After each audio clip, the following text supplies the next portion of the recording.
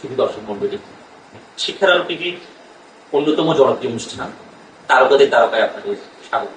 আজ আমরা কথা বলবো শিক্ষা মহলের এক প্রকৃত তারকা, হার সময়ে আলোচিত মেধাবী তারুণ্য নিবিড় কর্মকার।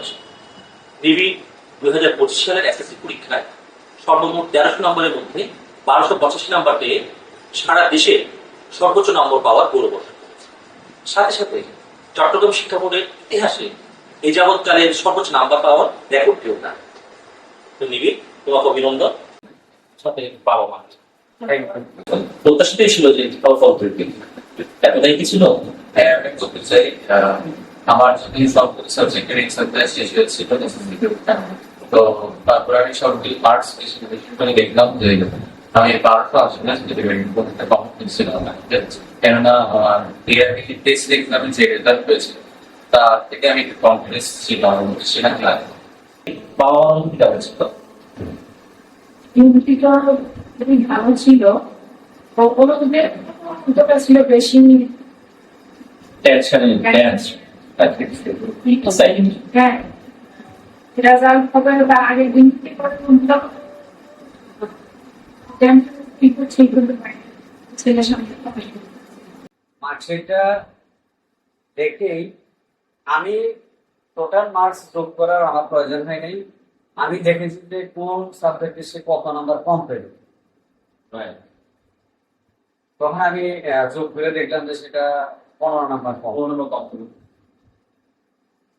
তখন আমি শুরুতেই সেই মহান সৃষ্টিকর্তার প্রতি অশেষ কৃতজ্ঞতা প্রকাশ করলাম যে আমরা স্কুলের টিচার থেকে শুরু করে বিভিন্ন জায়গায় সে মডেল টেস্ট দিয়েছে, স্কুলের টিচারদের কাছে পড়েছে, সেই ক্লাস 1 থেকে ক্লাস 10 পর্যন্ত সব পরীক্ষায় সে ফার্স্ট হতো। বিশেষ করে স্কুলে যখন আমরা টেস্ট পরীক্ষার রেজাল্ট হওয়ার পরে ওর ক্লাস টিচার বললো যে দাদা, আমাদের নাসিরাবাদ বয়েজের ইতিহাসে কখনো টেস্টে এত ভালো নাম্বার কেউ পাইনি, 70 নাম্বার পেয়েছে। হ্যাঁ, তখন বললো যে আমরা কোনো নট অনলি মি, আমাদের প্রত্যেকটা টিচারে আশাবাদী দেশে বোর্ডে একটা ভালো প্লেস করবে। যেহেতু টিচারদের এরকম একটা আগে থেকে ওনাদের আশা ছিল, ওনাদের প্রত্যাশা ছিল তার বিগত রেজাল্ট, এরপরে সে আমরা টেস্টের পরে আমরা বিভিন্ন কোচিং সেন্টারে তাকে মডেল টেস্ট গুলো আমরা দিয়েছি। সেই মডেল টেস্ট দেখতাম যে সে ভালো রেজাল্ট করবে, তখন থেকে আমরা আশাবাদী ছিলাম যে সে একটা ভালো রেজাল্ট করবে।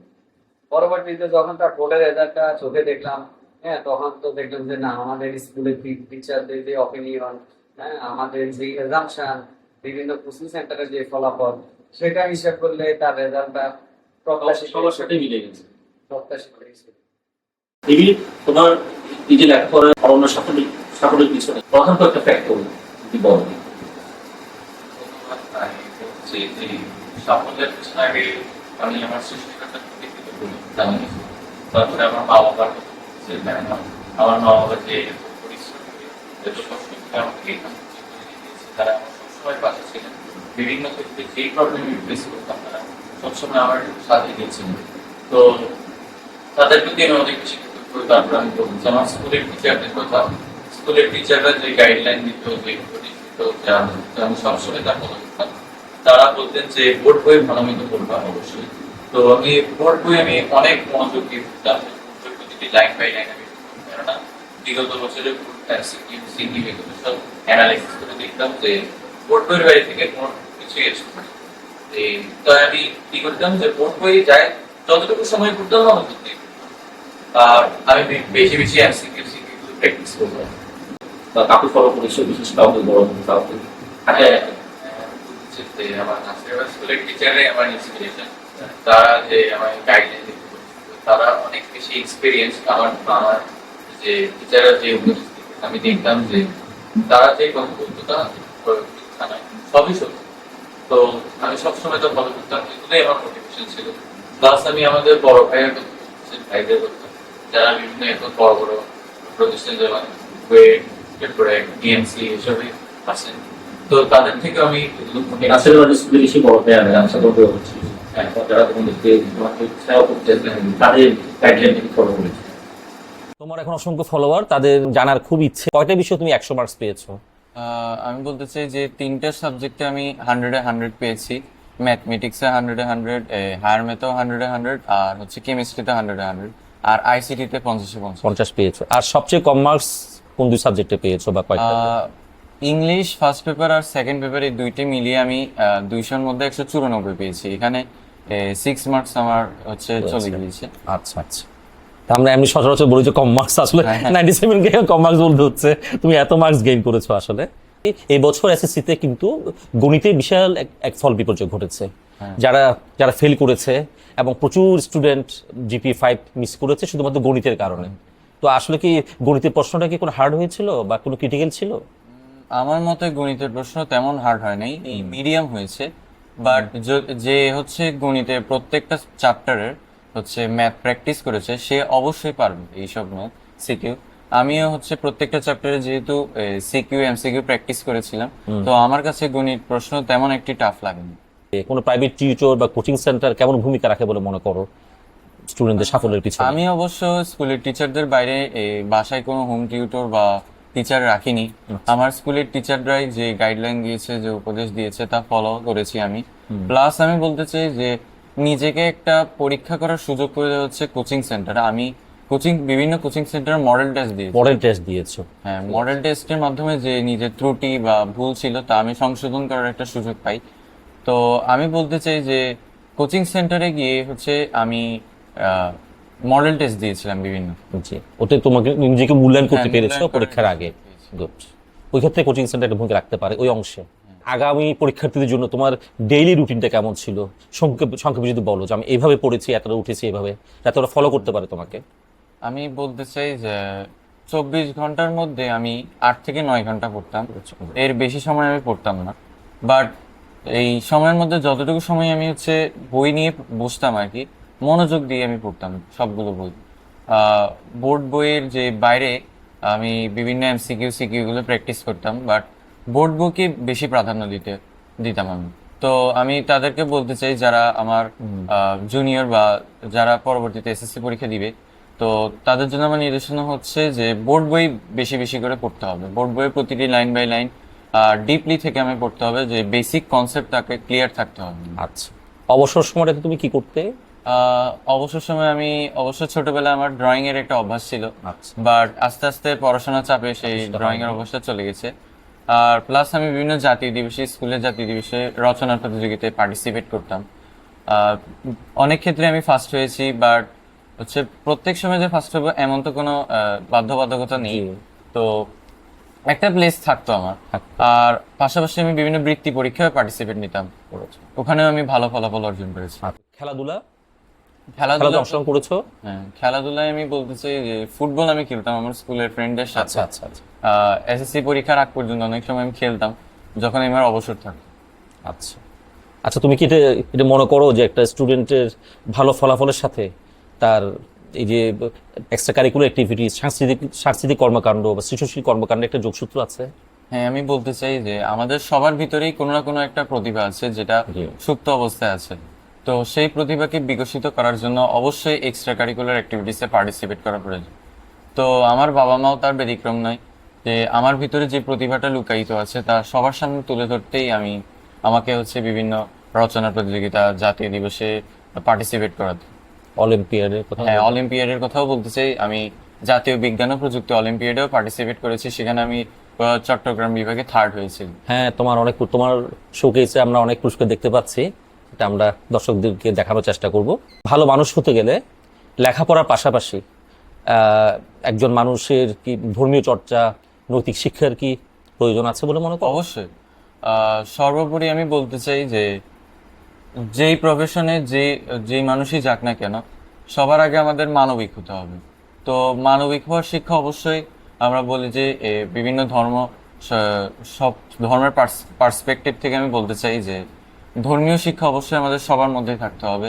যে মা বাবা আমাদের যে ধর্মীয় শিক্ষা, নৈতিক শিক্ষা দেন, সেটা অবশ্যই আমাদের ফলো করা উচিত। কেননা সবার আগে সবার মধ্যে হচ্ছে হিউম্যানিটি থাকতে হবে। সেই নৈতিক শিক্ষা ফলো করার মাধ্যমেই হচ্ছে আমাদের মধ্যে একটা হিউম্যানিটি গড়ে উঠবে। আর মোর কথা হলো এটাই যে আমরা লেখাপড়া করে সর্বোচ্চ ফল লাভ করব, আবার সবচেয়ে ভালো মানুষ হওয়ার চেষ্টা করব। সবকিছু মিলেই হচ্ছে পরিপূর্ণ মানুষ, পরিপূর্ণ মানুষ।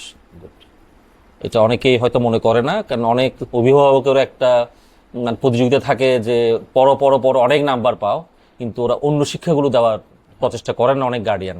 তো ছেলেটা নিছক সার্টিফিকেটধারী হয়, কিন্তু আখেরে তাকে দিয়ে দেশ ও সমাজ উপকৃত হয় না। এটা হচ্ছে বাস্তবতা। সবকিছু মিলে যেটা ভালো মানুষ, ওটা হওয়ার চেষ্টায়, যেমন আমরা বড়জনের উপদেশ দেই ভালো মানুষ হও, এটা হচ্ছে আসল মূল অর্থ। এটাই তুমি এটা ধারণ করছো মনে হচ্ছে। আর তুমি সবাইকে এর মধ্যে জানিয়ে দিয়েছো যে প্রকৌশলী হবে, বুয়েট তোমার লক্ষ্যস্থান। তো ডাক্তার নয় কেন বা বিশেষ ক্যাডার নয় কেন বলবে? আমি ডাক্তারি প্রফেশন চুজ করিনি, কেননা ডাক্তারি প্রফেশনে গেলে হচ্ছে একটা দীর্ঘ সময় ধরে লেগে থাকতে হয়। আচ্ছা। যে 6-7 বছর টানা এভাবে এই এক প্রফেশনের জন্য আর কি ক্যারিয়ার ডেভেলপ করার ক্ষেত্রে টাইম ওয়েস্ট করা। তো এর তুলনায় আমি মনে করি যে ইঞ্জিনিয়ারিং তোমার, হ্যাঁ। আর বরাবরই তোমাকে অঙ্ক বেশ টানে, হ্যাঁ, গণিতটা তোমার খুব টানে, খুবই প্রিয় আমার সাবজেক্ট। খুবই প্রিয় সাবজেক্ট। যাদের গণিত প্রিয় সাবজেক্ট তারা অবশ্যই ইঞ্জিনিয়ারিং হয় এবং ওরা ওখানে সফল হয়, স্বাভাবিক। সবশেষে নিবিড়কে নিয়ে বাবা মার প্রত্যাশা জানতে চাই, তাকে নিয়ে আপনার ভবিষ্যৎ প্রত্যাশাটা কি আপনাদের? বিভিন্ন সময়ে আমি এবং ওর বাবা এই কথাটা প্রায়ই বলেছি যে সে যাই হোক না কেন তাতে আমাদের সাপোর্ট থাকবে। আর তা হওয়ার আগে, যেমন সে ব্যবসায়ী হোক কিংবা চাকরিজীবী হোক কিংবা ইঞ্জিনিয়ার হোক কিংবা ডাক্তার হোক, এতে আমাদের কোনো আপত্তি থাকবে না। ও যেটা চুজ করবে ওটাতে আমাদের সাপোর্ট থাকবে, কিন্তু তার আগে তাকে আগে মানবিক মানুষ হতে হবে, মানুষের সুখ দুঃখ বোঝার ওই মানসিকতা থাকতে হবে এবং দেশের সেবায় নিজেকে নিয়োজিত করবে, এরকম একটা আমরা প্রত্যাশা করি। ধন্যবাদ। আমি শুনছি যে ছেলে বিভিন্ন জায়গায় বলছে যে সে ইঞ্জিনিয়ার হতে চায়। এটা এখন সে পুরোপুরি ম্যাচিউর না, তার 2 বছর পরে গিয়ে হয়তো তার সেই চেঞ্জ হতে পারে, হ্যাঁ। চেঞ্জ হতে পারে। তার যে এখন প্রকৌশলী হওয়ার যে কথা, সে প্রকৌশলী হোক বা ডাক্তার হোক বা তার মেইন কথা হলো তার ক্যারিয়ার সে যেই লাইনেই বিল্ড আপ করুক না কেন, আমরা তাকে বাধা দিব না। হ্যাঁ, সে যদি মনে করে যে না আমি এই লাইনে গিয়ে আমার ক্যারিয়ারটা আমি বিল্ড আপ করতে পারবো, আমরা সেই সাপোর্ট অবশ্যই দিব। আমি সেই সাপোর্টের পাশাপাশি আমি তার থেকে প্রত্যাশা করব সে যাতে নিজের ক্যারিয়ার বিল্ড আপ করুক, প্লাস সে যাতে একজন সত্যিকারের মানুষ হয়, মানুষ হয়ে দেশের সেবা করে, জনগণের সেবা করে। দেশের সেবা করলে, জনগণের সেবা করলে সে যদি সত্যিকারের মানুষ হয়, সেটাই হবে আমাদের তার কাছে সবচেয়ে বড় প্রাপ্তি। নিবিড়, তুমি তো এখন সেলিব্রিটি, হ্যাঁ। এর মধ্যে তোমার অসংখ্য ফ্যান হয়ে গেছে। আজকে তোমার একজন খুদে ফ্যান এসেছে, তোমাকে কিছু গিফট করতে চায়। রাইসা, এসো। রাইসা, তুমি ভাইয়ের জন্য কি নিয়ে এসেছো? একটা ছোট কার্ড বানিয়ে কার্ডের মধ্যে ভাই একটা ছোট্ট ছবি দেখাও দেখাও, সবাইকে দেখাও কি এঁকেছো, ক্যামেরাকে Oh my দেখাও। God, অনেক সুন্দর হয়েছে। দেখো ভাইয়া ইমপ্রেসড হয়ে গেছে তোমাকে পেয়েছে। তুমি কি চাও ভাইয়ের কাছে? একটা ছোট্ট autograph। অটোগ্রাফ চাও? গুড, ঠিক আছে, বসো, আমাদের সাথে বসো।